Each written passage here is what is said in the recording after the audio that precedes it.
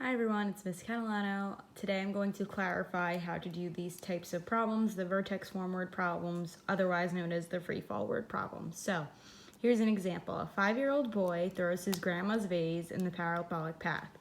-2 times x minus 3 squared plus 18 is all equal to y.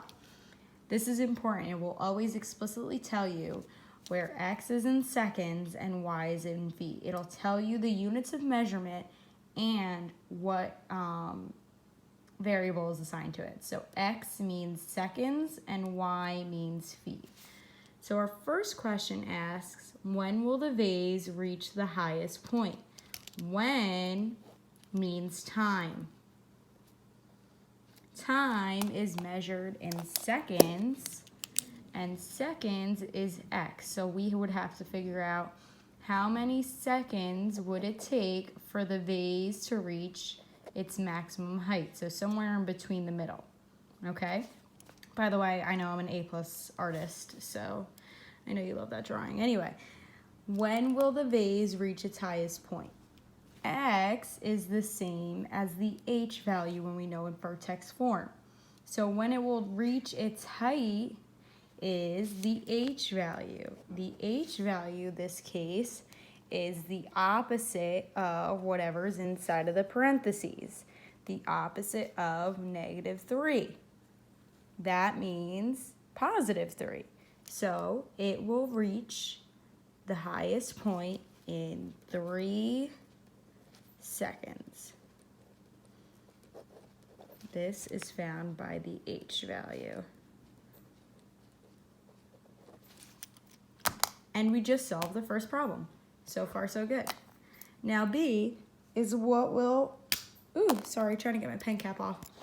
What will be the highest point? Question mark, Miss Catalano. The highest point is the maximum height. The maximum height is located in feet on our y-axis.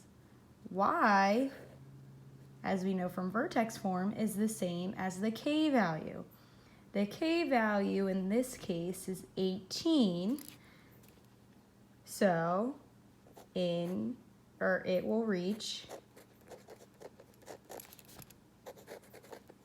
whatever the k value is. The k value is 18, so 18, and we follow the measurement that it gives us, feet.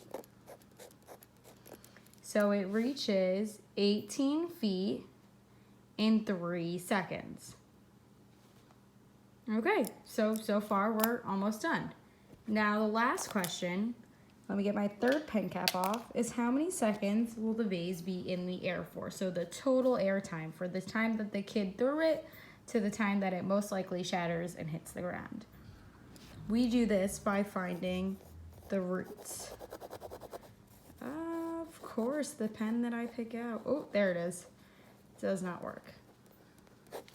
Okay, the roots is the answer because here's the starting point. That's when the graph hits the x-axis.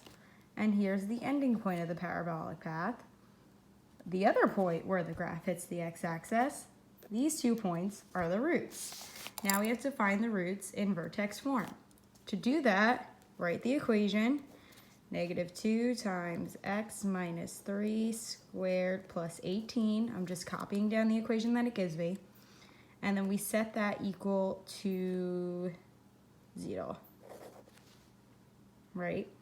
We want to solve for x. That's how we find the roots. The first step to solve for x is to get rid of anything that's next to the parentheses. In this case, the k value and the a value. To get rid of this k value, remember we always want to do addition and subtraction first, is we have to do the opposite. So instead of adding 18, we have to subtract 18 to both sides. That's how we get rid of it from being added to the x minus 3 squared. This cancels out. You're left with -2 times x minus 3 squared, all equal to -18.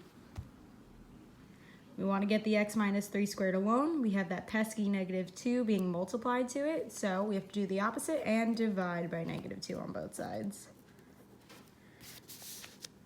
This cancels this out. X minus 3 squared equals negative 18 divided by negative 2 is positive 9. Now we have x minus 3 squared is equal to positive 9.